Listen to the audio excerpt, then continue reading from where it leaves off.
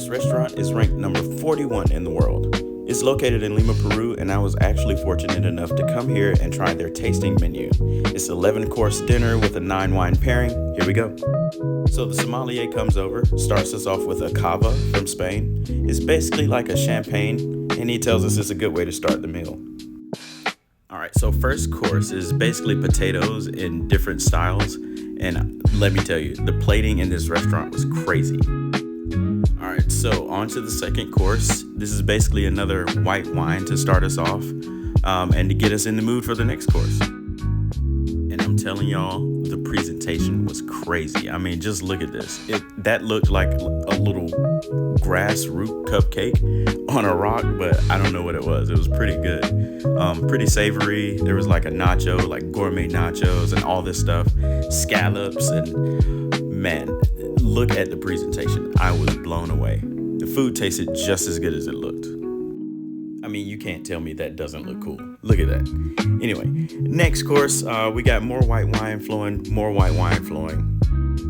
And then we got this next course, which is really cool because anytime they use like a nice presentation and foam, you gotta feel real fancy.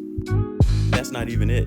They give me more of a presentation at the table. And check out this cool thing here. It was making like pearls in the soup. It was dope. All right, more wine. I'm starting to feel it a little bit at this point, but let's keep going. They have really cool wine glasses. All right, this was a pasta dish where they poured the sauce at our table. It was really cool. This was probably the closest thing to a plate that we had. So next wine, this one is, I think, from Chile. They said it was our first red wine course. So this was nice. Again, look at the wine glasses and the utensils. This is kind of like a palate cleanser almost, but it was made out of corn and some other things. And this was the sommelier's favorite wine right here. It was nice. It was pretty sweet, but I liked it. And this course was really cool. Check out this presentation. So all three of these different types of fish come from the Amazon region where they are in Peru.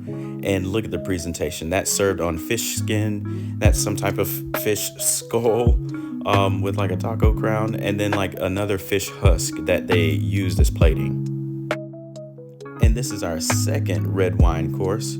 This one was pretty cool. I like the decanter. It's dope to look at and watch it be poured. And then so we moved on to something a little lighter than the fish, which is like all of this is potato, I believe it is, and a mint sauce, which is really cool.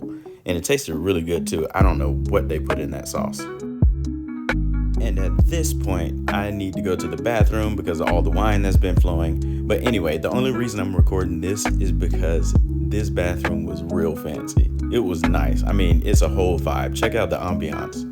There's candles in the stall, y'all. Candles. I feel like I could sit there for like an hour, but you know, I got to get back out there and finish this meal.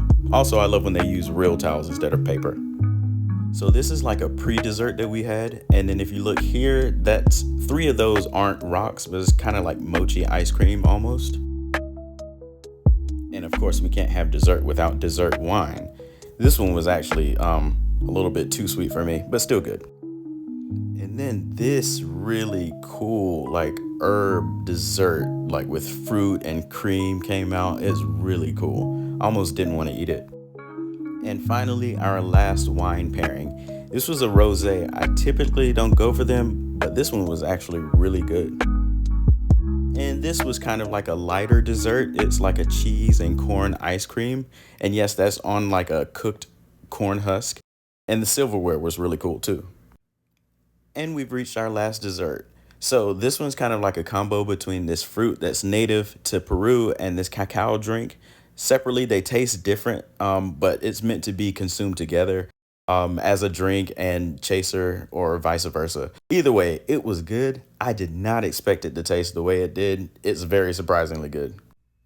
Next time you're in Peru, I highly recommend stopping by if you can. But don't forget to make your reservations.